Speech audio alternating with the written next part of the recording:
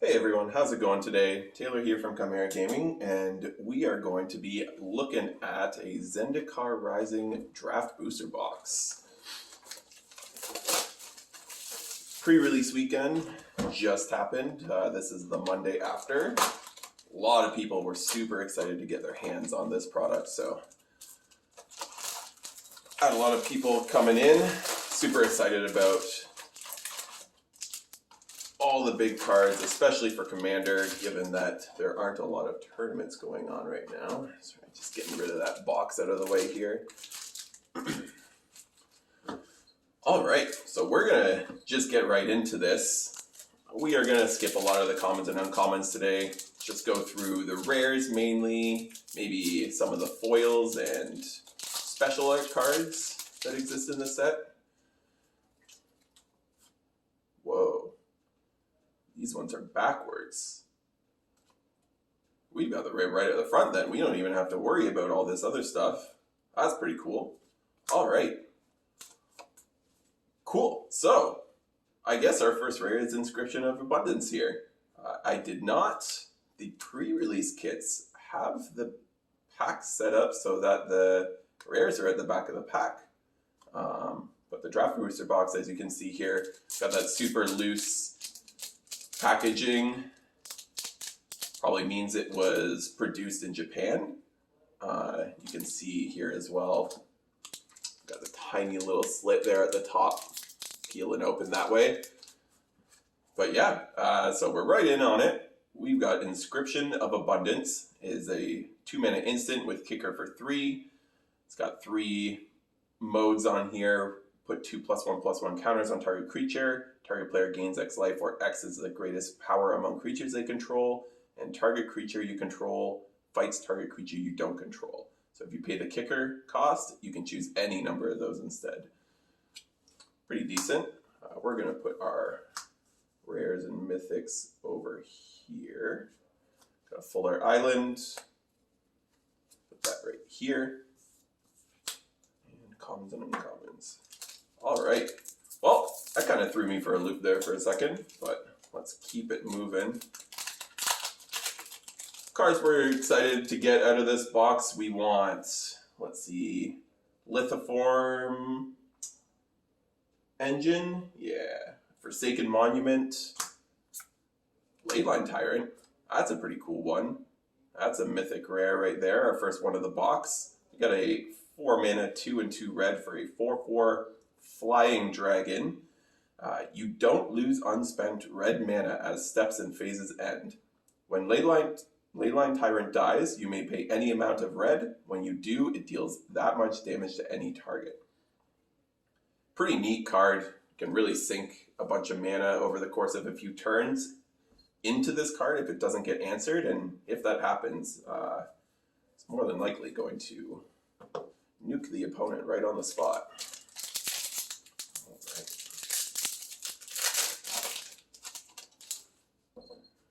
Cool. Get this out of the way. All right, pack number 3. Fuller Plains and Shadow's Verdict.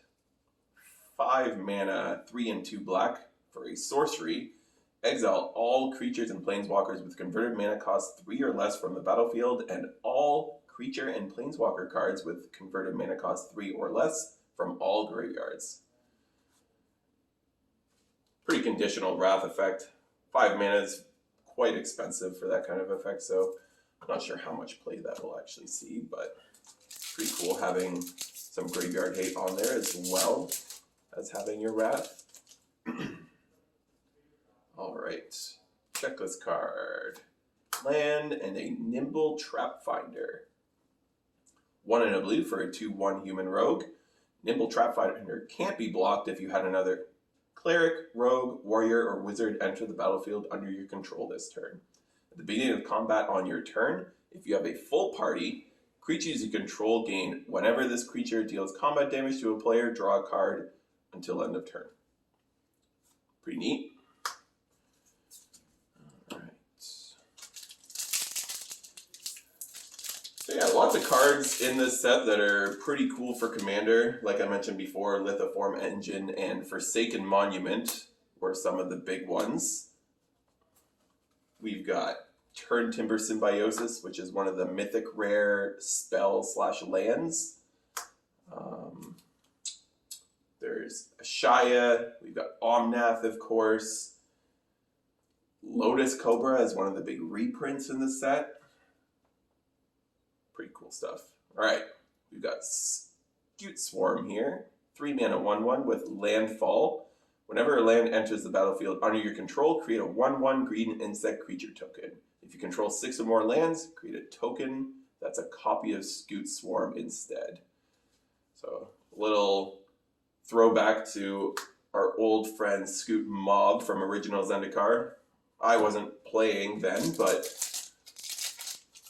definitely what that card is modeled after. It can get pretty out of hand, especially in a format where your opponent doesn't have really cheap removal spells, maybe can't answer it right away. This can get kind of wild with a couple with landfall triggers.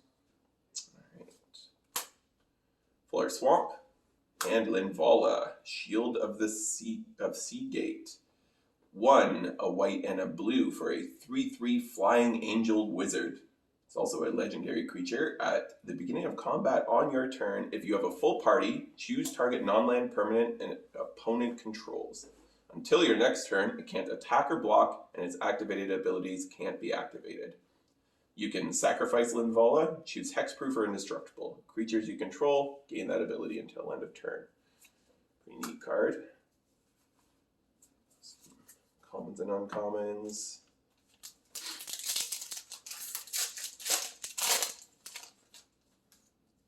Alright, checklist card. Fuller Mountain and Nahiri's Lithoforming. 2 red necks. For a sorcery, sacrifice X lands. For each land sacrificed this way, draw a card. You may play X additional lands this turn. Lands you control enter the battlefield tapped this turn. I think that was one of the ones that was in the last video that we opened. It's an interesting card for sure. I'm sure somebody will do something busted with it. Cat Beast. Full Art Plains. Ooh. A foil Full Art Forest. Lands are really nice. The detail in the art, it's a lot more than Battle for Zendikar, that's for sure. It's pretty awesome. All right, we've got Ondu Inversion. 6 and 2 white for a sorcery, destroy all non-land permanents. Very simple, except for it's a land on the back. Comes in tapped, taps for a white. Pretty cool.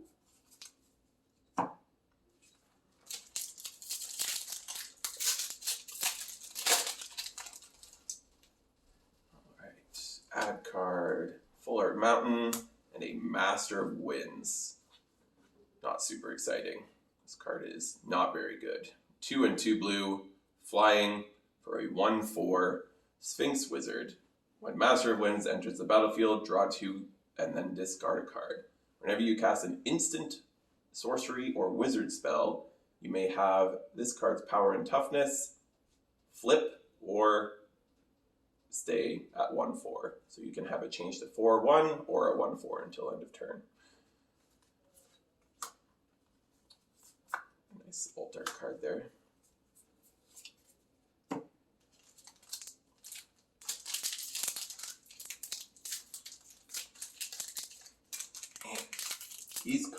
These packs are definitely more difficult to open than your regular packs. They don't like to cooperate, and I feel like this tab doesn't do exactly what you want it to do. All right, we have Oran Reef Ooze for our next rare.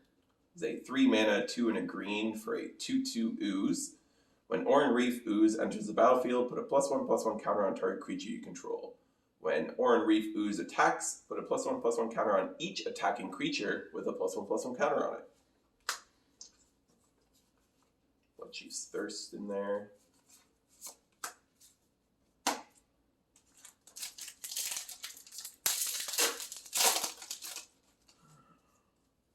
Checklist card. Full Art Island. Tazeen Royal Mage foil, cool, and a Zagreus, Thief of Heartbeats. 6 mana for 4, a black and a red. You get a 4/4 legendary vampire rogue. Spell costs 1 less to cast for each creature in your party. That's flying, death touch, and haste. Other creatures you control have death touch. And whenever a creature you control deals combat damage to a planeswalker, destroy that planeswalker. Pretty cool card. Kind of introducing the idea of death touch for planeswalkers. I've seen some people talking about just making all death touch apply to planeswalkers as well. So if you have a creature with death touch and it deals combat damage to a planeswalker, that planeswalker just dies. Whether it's 1 point or as many points as it has loyalty. And it's definitely an interesting idea. I'm not exactly certain what kind of effect it would have on the game, but certainly something to look at. Fuller Swamp. Inscription of Ruin. 2 and a black for a sorcery with kicker for 2 and 2 black. Choose one. If a spell was kicked, choose any number instead. We've got 3 modes. Target opponent discards 2 cards. Return target creature card with converted mana cost 2 or less from your graveyard to the battlefield. And destroy target creature with converted mana cost 3 or less. Neat.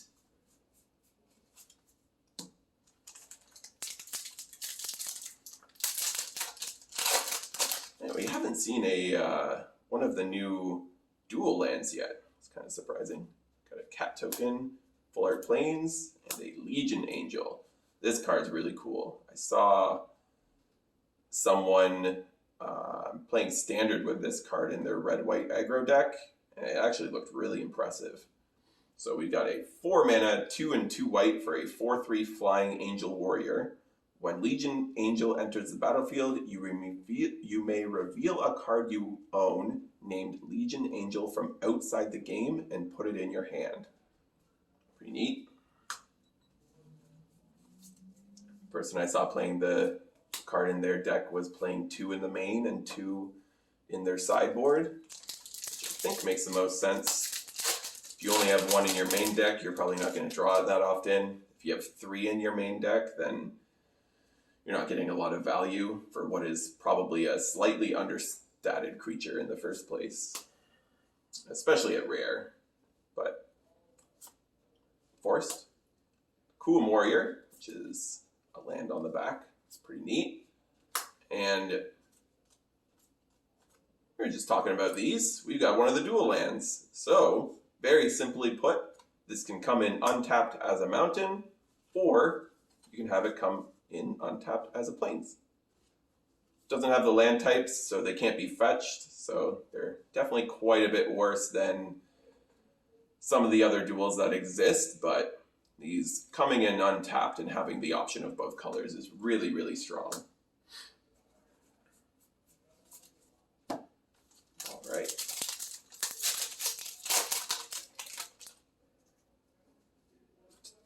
Checklist card, Forest, and our second mythic, Shatterskull Smashing. So this is one of your mythic rare land/spells. 2 red and X. For its sorcery, Shatterskull Smashing deals X damage divided as you choose among up to 2 target creatures and or planeswalkers. If X is 6 or more, Shatterskull Smashing deals twice X damage divided as you choose among them instead. And then on the backside, you can have this come in tapped and tap for red, or you can have it come in untapped if you pay 3 life. Pretty heavy cost on that, but the option is definitely worth it in the decks that want this card. It's pretty neat.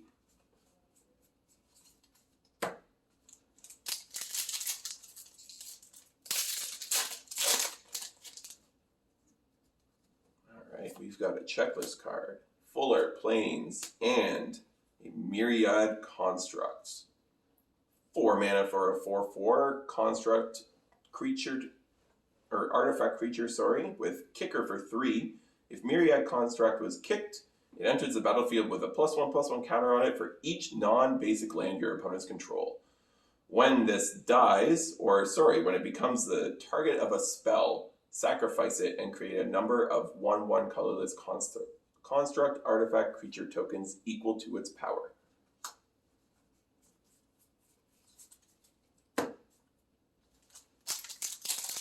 It's fine. It's not great. Having it have to be targeted by a spell, can't be targeted by ability, it's pretty limiting. Cat token. Mountain. Mind Drain. And our first alternate art rare here. Got a Felidar Retreat. It's a beautiful Hedron-esque border there. So, Felidar Retreat is a 4-mana enchantment for 3 and a white. It has landfall. Whenever land enters the battlefield under your control, choose one. First mode, we've got create a 2/2 white cat beast creature token. And then the second mode is put a +1/+1 counter on each creature you control. Those creatures gain vigilance until end of turn. Really good card in some of the grindier decks that exist. Nice. Especially if you're consistently hitting your landfall triggers. That is an army in a box right there. And then when you have 4 or 5 tokens on the battlefield, you can really start making them count and pumping up their power and toughness. Roiling Vortex. Alright, 1 in a red for an enchantment. At the beginning of each player's upkeep, Roiling Vortex deals 1 damage to them. Whenever a player casts a spell, if no mana was spent to cast that spell, Roiling Vortex deals 5 damage to that player, and then you can pay a red. Your opponents can't gain life this turn. Pretty neat card. Sulfuric Vortex is definitely the predecessor to this card. Kind of neat to have this as a sideboard card option, though.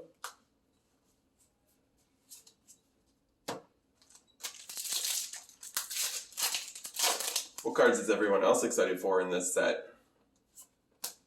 Any particular commander card that meets your fancy? Any decks that you plan on building any of the new legendaries around?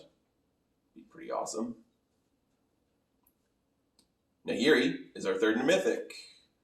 We've got a 4-mana Planeswalker that starts with 4 loyalty, 2 a red and a white. Has a +1, create a 1/1 white core warrior creature token. You may attach an equipment you control to it. -2, look at the top 6 cards of your library. You may reveal a warrior or equipment card from among them and put them into your hand. Put the rest on the bottom of your library in a random order. And then -3, Nahiri, Heir of the Ancients, deals damage to target creature or planeswalker equal to twice the number of equipment you control. It's a pretty cool card. It defends itself a little bit if you've already established some equipment on the battlefield. And then if you haven't, creates a creature every turn. If you have an equipment on the battlefield, you can always equip that to that creature. And then you can also just go digging for both equipment and warriors. Very versatile. Very, very versatile. 3 mythics in this box so far. Let's see if we can get a couple more. Alright, we got a checklist card. Maybe a foil mythic? That'd be pretty sweet. Fullard Island. Spare Supplies foil. And a Skyclave Apparition. The new Fairgrounds Warden, Fiend Hunter type effect. It's printed as a rare this time though. 1 white for a 2/2 core spirit. Spirit being pretty huge here. A couple of the competitive formats have spirits as one of the kind of baseline decks that exist in the format. Modern, you get Aether Vial, and then in Pioneer, you really rely on Collected Company to get that extra value. But when Skyclave Apparition enters the battlefield, exile up to 1 target non-land, non-token permanent you don't control with converted mana cost 4 or less. So something that's actually unique about this is that it is a non-land permanent and not just a creature. So if there's any kind of enchantments that you need to get rid of from the opponent's side of the board. Maybe an artifact like an ensnaring bridge that would be pretty relevant in some formats.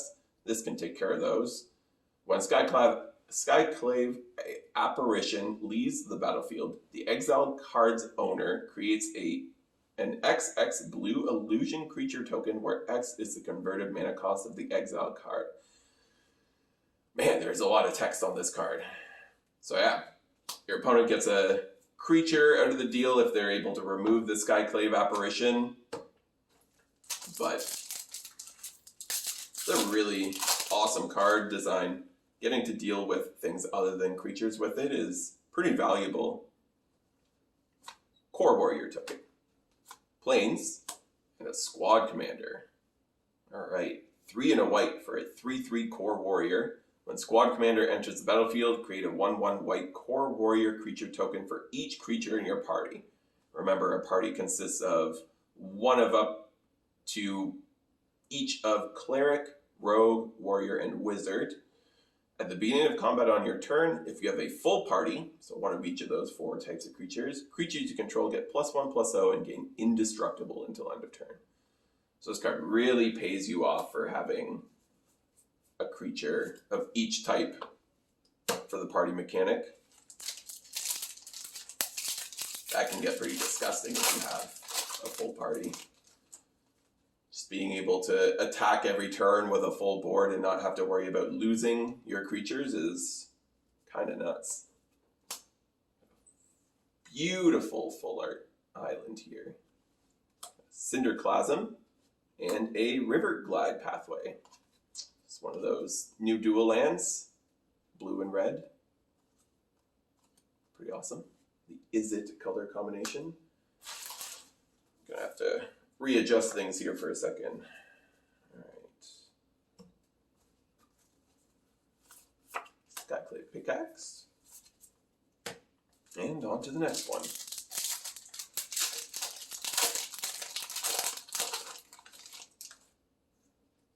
Copy token, Full Air Mountain, and a Yasharn in Placeable Earth. 2, a green and a white for a 4/4 legendary elemental boar. When Yasharn enters the battlefield, search your library for a basic forest card and a basic plains card. Reveal those cards, put them into your hand, and then shuffle your library. Players can't pay life or sacrifice non-land permanents to cast spells or activate abilities. Pretty cool card. It's got a lot of text on there, a lot of different abilities.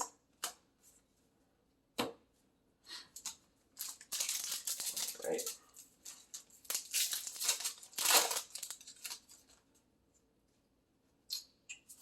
Checklist card. Full Art Forest. Ooh. A foil rare. A Shadow Skull Charger. It's pretty neat. 1 red for 4/3 Trample Haste.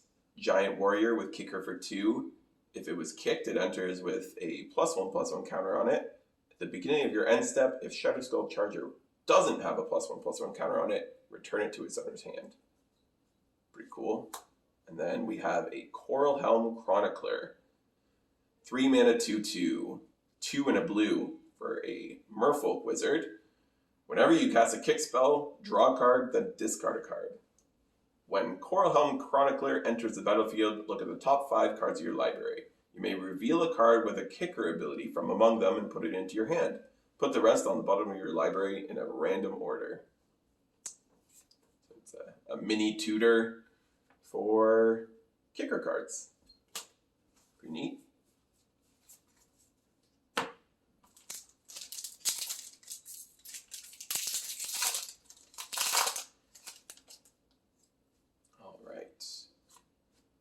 Add card, Full Art Swamp, and we have a Null Priest of Oblivion.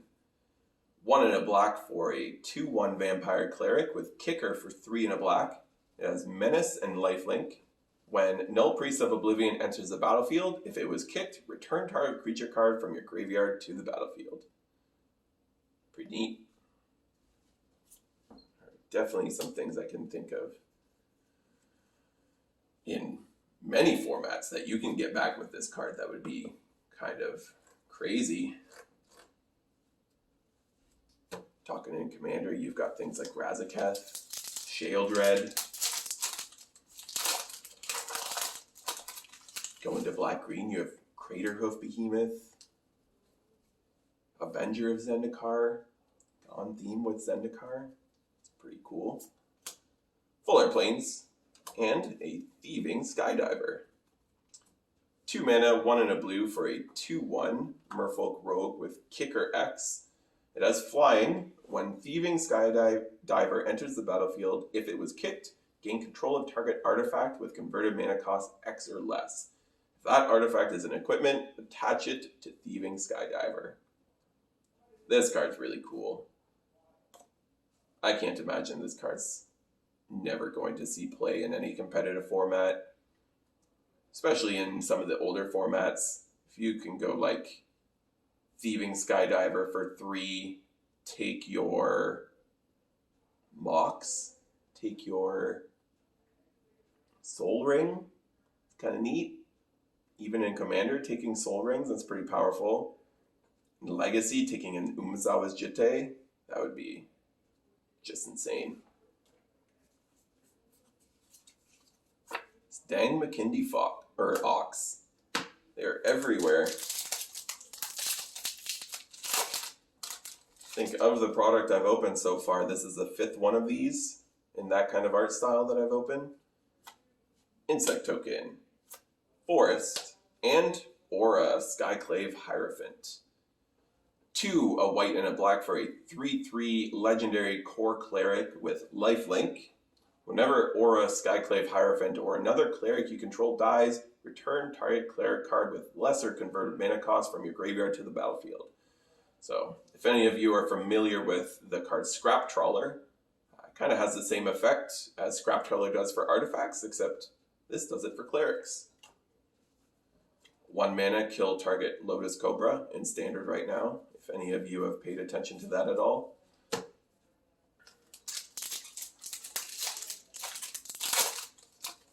All right. Checklist card. Flared Swamp, and a Glasspool Mimic. This is a neat card. It's got your land on the back. And then the front side, 3 mana, 2 and a blue for a 0/0 Shapeshifter Rogue. You may have Glasspool Mimic enter the battlefield as a copy of a creature you control, except it's a Shapeshifter Rogue in addition to its other types. Neat.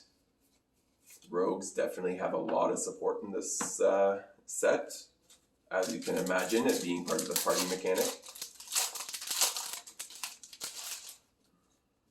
All right. Oh, we have a full art foil card back there. I'm not sure what it is yet, but checklist card. Got a full art swamp. And we've got a Planeswalker. This looks like a Nissa. Yeah! Foil Nissa of Shadowed Bows? Not quite sure on the pronunciation there, but look at that. That is beautiful. Shout out to David Raposa for doing that illustration. All right, we've got a 4 mana, 2 a black and a green, 4 loyalty, legendary Nissa Planeswalker with landfall. Whenever a land enters the battlefield under your control, put a loyalty counter on Nissa of Shadowed. We're gonna say Bows. As +1, untap target land you control. You may have it become a 3/3 elemental creature with haste and menace until end of turn. It is still a land. And then -5, you may put a creature card with converted mana costs less than or equal to the number of lands you control onto the battlefield from your hand or graveyard with 2 +1/+1 counters on it. So if you're just traditionally playing 1 land per turn, on turn 5, if you were to play Nissa plus a land, you get the loyalty counter, putting this up to 5, and then you can use the -5 right away. It's pretty neat. We're going to put that in its own little pile to the side here. And we have a Wayward Guide Beast. Not Goblin Guide, as much as some people would have hoped that we would have had a Goblin Guide-esque creature. This is 1 red for a 2/2 trample haste, and it is a beast. Sounds pretty good so far. Whenever Wayward Guide Beast deals combat damage to a player, return a land you control to its owner's hand. So, if you go turn 1, play my Wayward Guide Beast, attack you, deal damage, you end up returning your only land on the battlefield, which this card's pretty bad, I think. I don't think it's really what aggro is even looking for. Even if you play it on turn 3 or 4 as a 1 mana 2/2 haste, that's not really that impressive. So, not sure how much play that one will see. Alright. Not sure if we're going to be able to top this Nissa, but let's try. Drake token. Full Art Swamp. Wind Rider Wizard. Pretty cool. And a Verazal, the Split Current. Green, blue, X for a 0/0 legendary serpent. Verazal, the Split Current, enters the battlefield with a +1/+1 counter on it for each mana spent to cast it. Whenever you cast a kick spell, you may remove 2 +1/+1 counters from Verazal. If you do, copy that spell. That's a pretty cool card. You have to imagine that's going to see a lot of Commander play. Remember, if you are to copy a spell that is kicked, it also copies the kicked properties. So if you were to kick Fight with Fire and then copy it with Verazal, you get to deal 18 damage across any targets. If I remember correctly what Fight with Fire does. Got a checklist card. Forest and the Scourge of Standard right now. Lotus Cobra. 1 and a green for a 2/1 snake. Whenever a land enters the battlefield under your control, add 1 mana of any color. So this is especially disgusting with the Omnath from this set, the legendary 4-color Omnath. But even just in regular decks, Lotus Cobra being able to trigger multiple times a turn and potentially ramp you up even more than you normally would is it's really powerful. I didn't get to play during the standard that this first existed in. I wasn't playing the game yet, but I've heard some pretty gnarly things about this. We've got a mountain, we've got a Scorch Rider, and a Throne of Makindi. So this is a land, a rare land, taps for a colorless. You can pay 1 mana, tap it, put a charge counter on Throne of Makindi. And then it has the ability, tap, remove a charge counter from Throne of Makindi, add 2 mana of any 1 color. Spend this mana only to cast kicked spells. Kind of neat. Takes some work to really get it to do anything useful for you, but if you're playing a deck with a million different kicker spells in it, that card could be pretty good. Picked up a Prowling Felidar with the Hedron art treatment. Plant token. Island. And a Bright Climb Pathway. This is your white-black duel. Pretty cool.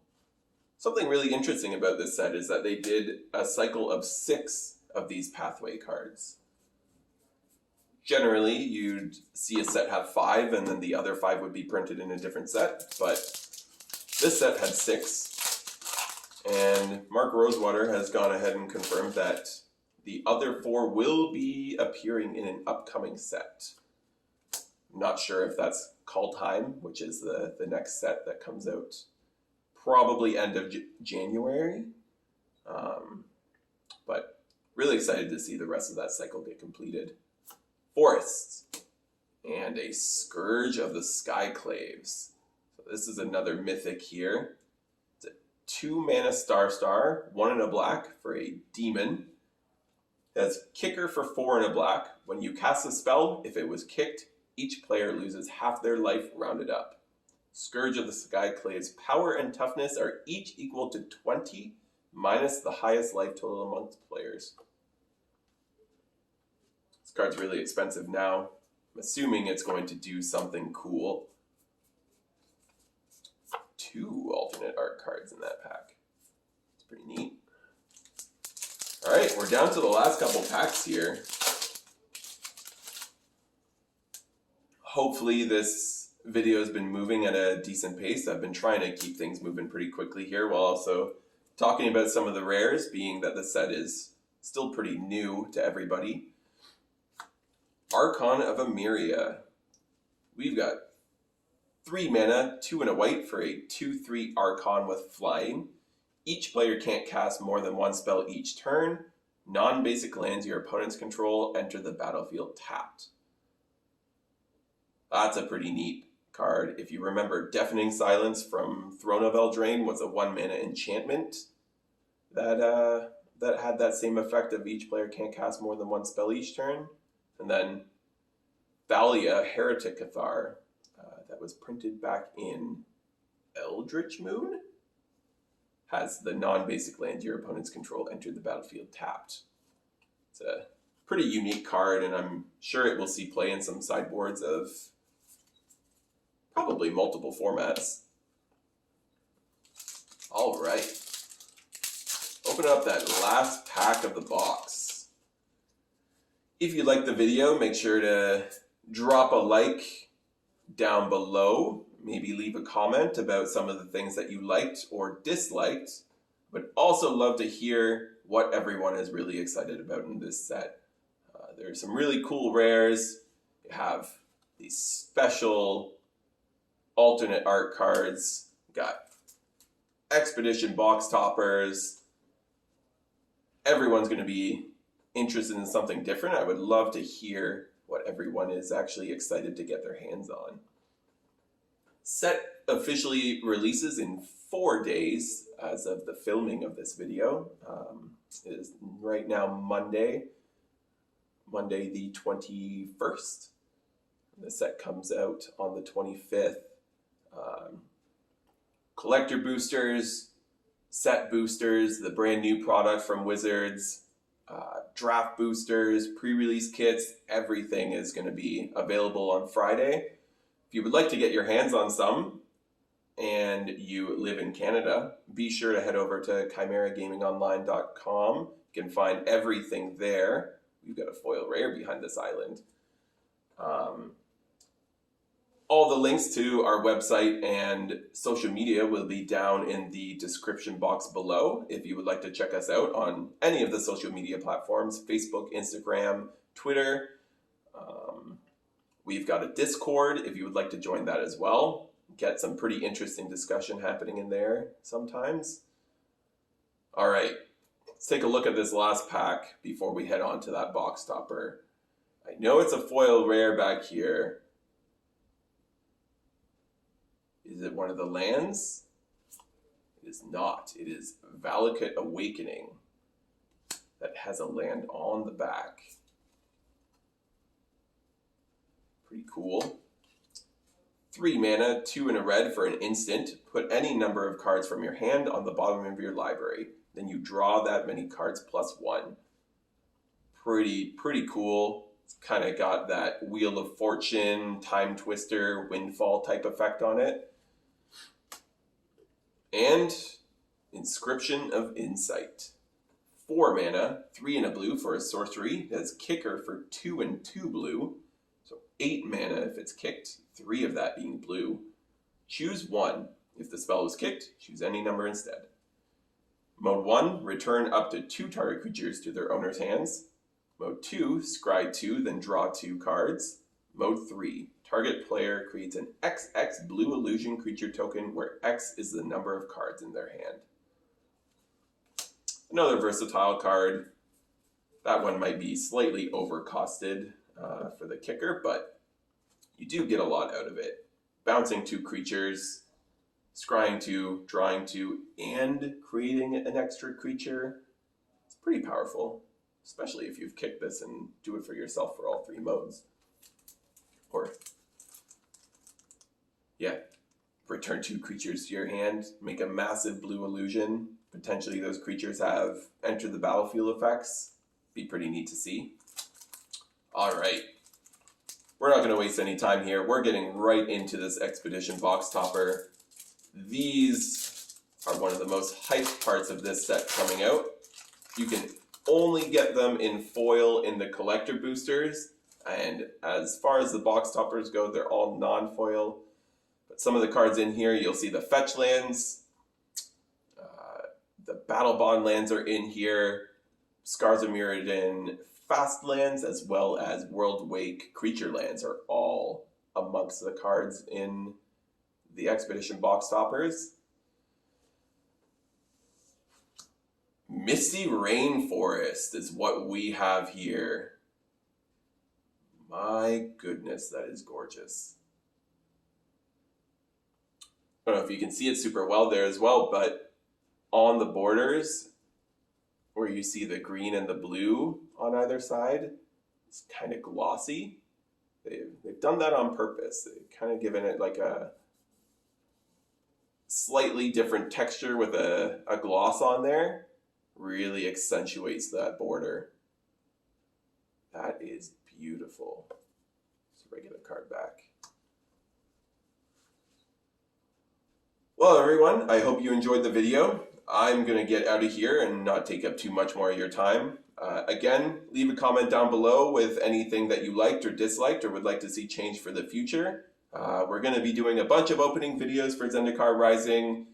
Stay tuned later in this week for information on us doing a live stream video as well, where we'll be opening a lot of sweet product like collector boosters, a bunch of Zendikar box toppers.